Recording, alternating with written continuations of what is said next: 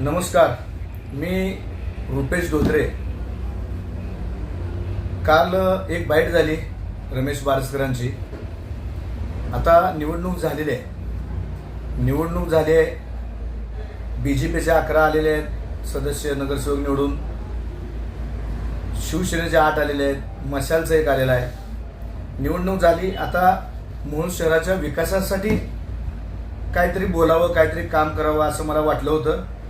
परंतु काल बारसकरांनी जरा वेगळीच भाषा बोलून, म्हणजे हुकुमशाहीची भाषा बोलून मोहोळ शहराला संभ्रमात टाकण्याचं काम केलेलं आहे. त्याच्यामुळं आज मला बोलावंसं वाटलं.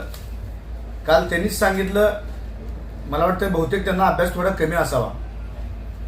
कारण काल त्यांनी सांगितलं की बीजेपीच्या 11 जागा होत्या आणि ते 11वरच थांबले. आणि बीजेपी म्हणते की 2 जागा होत्या आणि आम्ही 11वर गेलो. हे कुठं तर त्यांच्या बोलण्यामधून मला थोडं साम्यता वाटत नाही. कारण का, त्यांना अभ्यास थोडा कमी आहे. त्यांनी काल सांगितलं की त्यांनीच सांगितलं काल की राष्ट्रवादीच्या 4 जागा होत्या, काँग्रेसच्या 2 जागा होत्या, त्यांच्या विकास आघाडीच्या 3 होत्या आणि बीजेपीच्या 2 होत्या, असं त्यांनी काल स्वतः सांगितलेलं आहे. परंतु गेल्या इलेक्शनमध्ये 17 जागा होत्या. एकूण नगरपरिषद 17 सदस्यांची होती आणि त्या 17मध्ये राष्ट्रवादीच्या 4 जागा होत्या, काँग्रेसच्या 2 जागा होत्या, बीजेपीच्या 2 जागा होत्या आणि त्यांच्या स्वतःच्या आघाडीच्या 3 जागा होत्या आणि धनुष्यबाणाच्या 6 जागा होत्या. हे त्यांनी काल सांगितलंच नाही. अभ्यास थोडा कमी असल्यामुळे तसं होतंय, असू द्या. अशा 17 जागा होत्या. आता परत त्यांनी सांगितलं की बीजेपीच्या 11 जागा होत्या आणि त्याच्यावर ते 11वरच येऊन थांबले. परंतु असं नव्हतं. बीजेपीच्या ह्या 2च जागा होत्या. राष्ट्रवादी तर गायबच आहे यावेळेस. त्यांची विकास आघाडी गायबच आहे. काँग्रेसची पण 1 जागा आलेली नाही. आत्ता जागा आलेल्या आहेत. आम्ही बीजेपी 2च होतो, परंतु आत्ता 11 जागा बीजेपीच्या आलेल्या आहेत आणि लोकांनी बहुमत आम्हाला दिलेलं आहे. आणि शिवसेनेच्या 8 आलेल्या आहेत धनुष्यबाणाच्या. गेल्या वेळेस 6 जागा होत्या धनुष्यबाणाच्या, आज 8 आलेल्या आहेत आणि 1 मशालीची जागा. असं असताना बारसकर स्वतःची पाठ थोपटून घेण्याचा प्रयत्न करत आहेत. त्यांना माझं एकच सांगणं आहे की ह्या तुमच्या जागा नसून ह्या धनुष्यबाणाच्या जागा आहेत. 6च्या 8 झालेल्या आहेत. हे आपण पहिल्यांदा लक्षात ठेवावं. दुसरा विषय होता की इलेक्शनमध्ये त्यांनी म्हणलं की प्रचारामध्ये 5 आमदार आणले, जयकुमार गोरे साहेबांना पालकमंत्री आणलं, तरी सुद्धा लोकांनी त्यांना डावललं, पराभव झाला.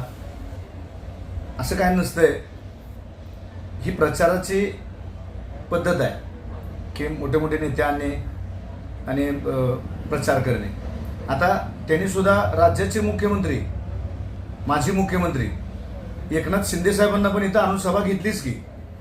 तो प्रचाराचा भाग असतो. ते काय 2री 3रीतल्या विद्यार्थ्यांना बोलल्यासारखं बारसकर मोहोळ शहराला बोलतायत, ते चुकीचं आहे सगळं. आता ते 2री 3रीचा विषय झाला म्हणून बोलतो. ते परत म्हणाले की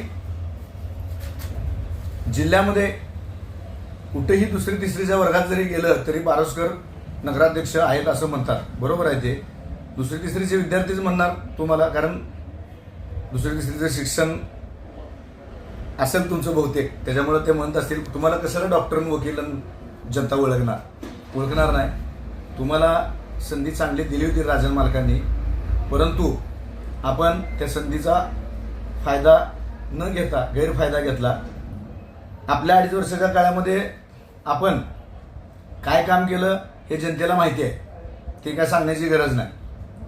आता तुम्ही स्वतःची पाठ तुटून घेऊ नका.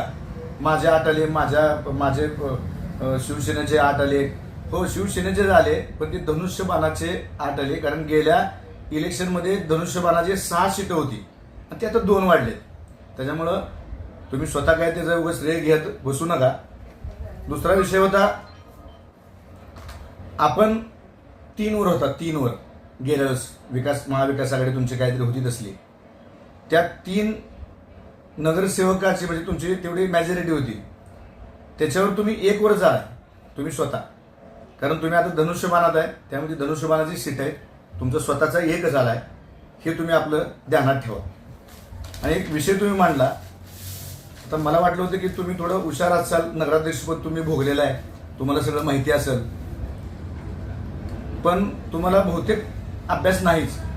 तुम्ही एक विषय मांडला की नगराध्यक्षाला अजेंड्यावर जो विषय घ्यायचा आहे तो अधिकार असतो आणि मेजॉरिटी तुमची जरी असली त्याचा काय उपयोग होणार नाही. असं काय नाही. नगराध्यक्षाला जरी अजेंड्यावर विषय घ्यायचा अधिकार असला तरी मेजॉरिटी आमची असल्या कारणाने ते छाती ठोक मी सांगू शकतो, छाती ठोक तुम्ही जेवढे काय विषय घ्याल ते छाती ठोकपणे मी सांगू शकतो की बहुमताने ते कॅन्सल करायचा अधिकार आम्हाला आहे. तुम्ही हुकुमशाहीची भाषा करताय, नगराध्यक्षाला अधिकार आहेत. तुम्ही जर चुकीचं विषय तिथे घेतले तर छाती ठोकच सांगतो की त्याला विरोध असणार आहे आणि ते बहुमताने नामंजूर होणार आहे. तुम्ही चीफ ऑफिसरला जाऊन जरा एकदा विचारा, तुम्हाला माहिती नसेल तर.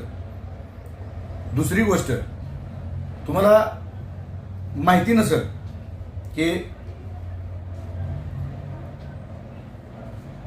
ह्या मीटिंगचं म्हणजे ज्यावेळेस आपण पहिली मीटिंग होती, तुम्ही समजा जर ते विषय घेतले अजेंड्यावर, तुम्ही तुमच्या मनानंच चुकीचे विषय, ते विषय जर घेऊन तुम्ही ते मंजुरीला आणले तर आमचं बहुमत आहेच. आणि नंतर तुम्ही त्याच्यामध्ये गपचूप काय विषय घुसवण्याचा प्रयत्न केला आमच्या परस्परात, म्हणजे